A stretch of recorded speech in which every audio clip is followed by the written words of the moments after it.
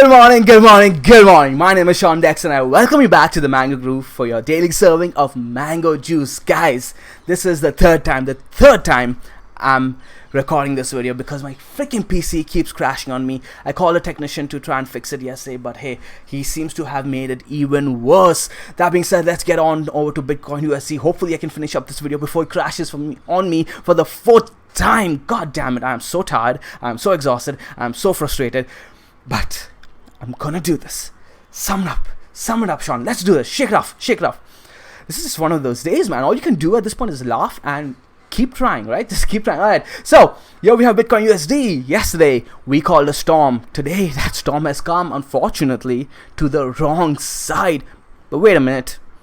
Didn't CNBC say we're gonna go up? Didn't Goldman Sachs also say we're gonna go up? Could it be? Could they have lied to us? And I do want to talk about that, guys. I do want to actually bring up something that I think would help some of you, actually help a lot of you, because I'm not sure a lot of people are fully aware of this. So I'm going to bring up a screenshot of a discussion that we had in the Mango Seed channel, actually, and it's right over here. Yeah, okay, cool. So it's between me, Lewis, Carlos, and D. And you can see over here, Lewis was he was trying to warn me because he was short and I was long. He was trying to warn me, saying that hey, CNBC and retail articles are all saying that we are going to pump to 14k, so we're likely not going to do that. And you know, CNBC has been getting it wrong often lately. Now that was fine, okay. But what really set my alerts going red was when Carlos over here said Goldman Sachs said it too. Now, here's the thing, guys. Usually, when big players in the market, hedge funds or banks, when they say something to get the public riled up, either one direction or the other, it's because they are doing the complete opposite. For example, if they are trying to get the public bullish on Bitcoin, it's because they are likely trying to offload some of their position, right? Or at least suppress the price even lower before accumulating some more. So you always have to be aware that when hedge funds, when big players are saying something out in the public, do not take them seriously. Don't counter trade them either.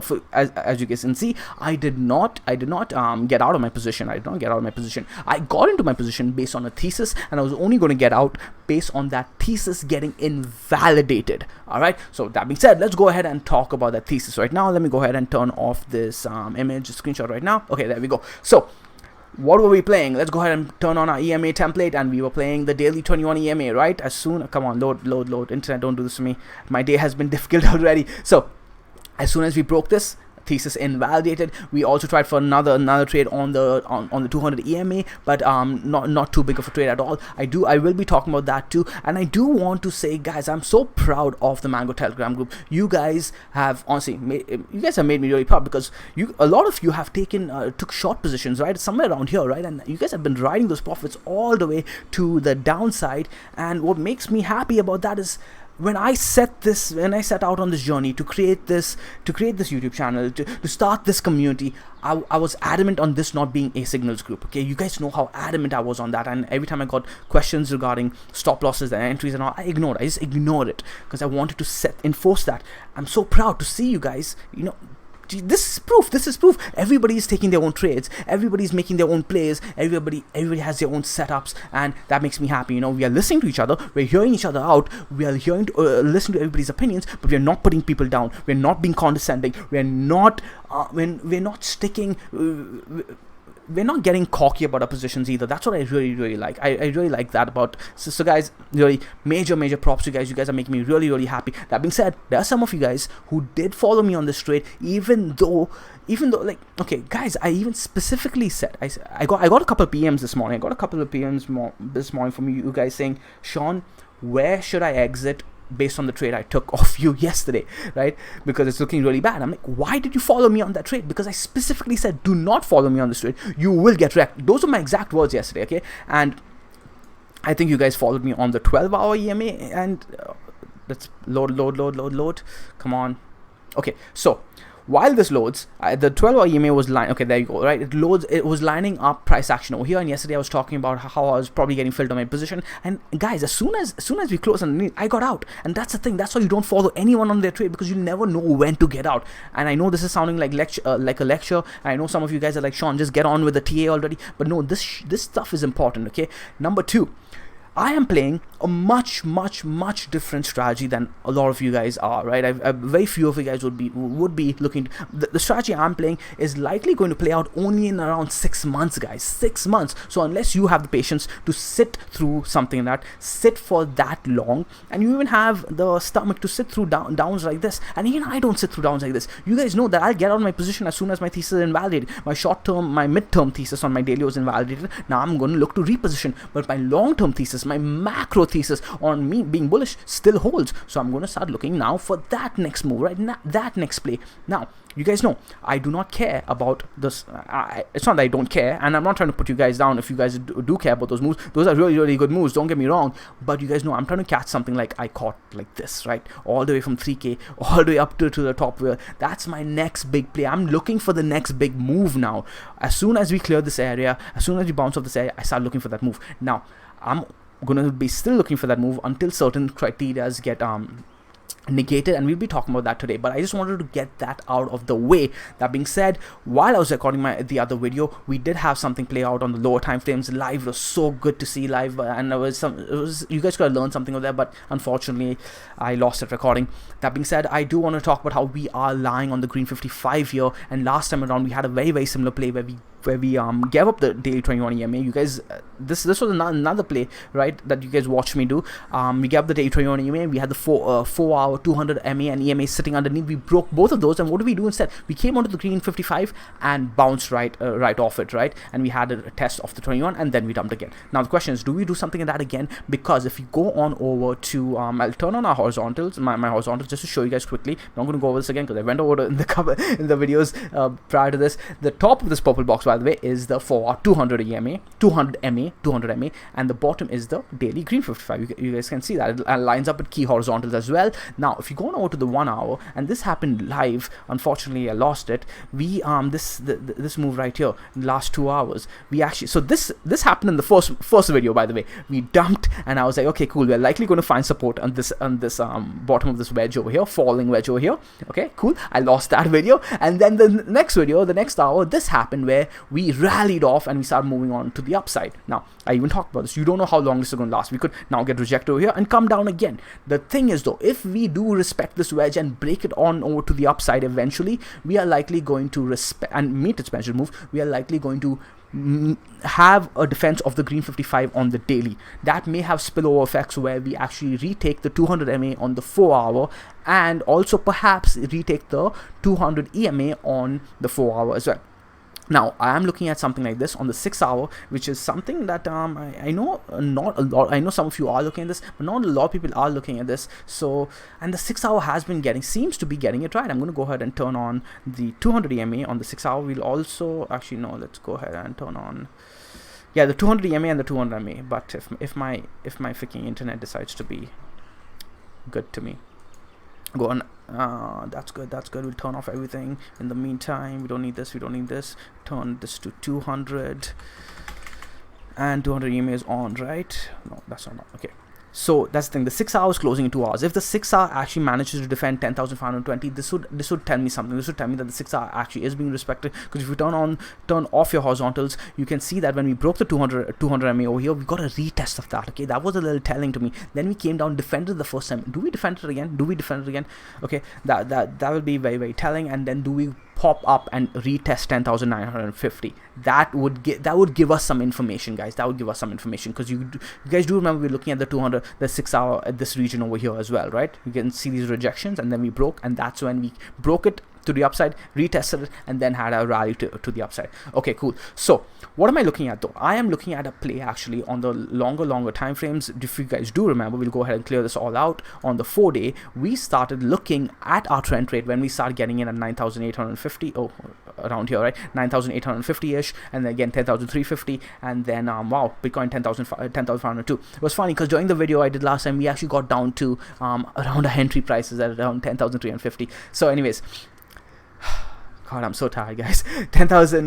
So while we're building this position, why do we do it? Because of the 4-day, right? Because of the 4-day. So I want to see things change on the 4-day. Now, if we go ahead and turn on our EMAs, you can see that on the 4-day, come on, load, we were playing it off the 21 EMA over here. Now 4-day takes 4 days to play out. Each candle takes 4 days to play out. Do we defend the 10 SMA? Again, that falling wedge is actually very critical now. That 1 hour, you guys know I do not look at the 1 hour too often, but this is beginning to look very critical, because if we do have certain things play out and we defend the 6 hour, we defend the 4 hour, we defend the daily 55, and we see that bounce, we may defend the 4 hour 10 SMA. And then this, guys, is forming into you can see it as an ascending triangle, right? I'm not going to go ahead and draw, but you can see an ascending triangle form. I'll go ahead and show it to you on a different chart in a bit. But do we play that out? If you guys do remember that we did have bullish divergence over here, we played it to the upside, we're coming to test the 10 SMA. That is not crazy. That is not crazy. That is not bearish. This is normal. This is normal price action. All of this is simply consolidation on the higher time frames, which is what I mean. I am playing a much bigger move. Hopefully, I'm hoping for a much bigger move. I don't know if that's going to play out, but I need to be patient. I need to be patient, because if that, again, like I said, guys, if you catch a move like I did over here, you need only one of those a year, and then you have leeway to play and hope for a move like this again, right? So and this is why when you follow someone on a trade, you need to make sure your trade personality matches, right? You may not. I'm the kind of guy, I'd feel more shitty about missing a move like this than I'd feel about missing those interim moves. I'm not. When I was, anyways, I'll have that kind of conversation. But when I look through all my trades, right? When I look through all my trades in the past, when I was trying to reach the next level, I realized that, you know what? For me to reach the next level, I need to start giving up some to win something else. Let's put it that way. But hey, it's always it's kind of like pick your poison.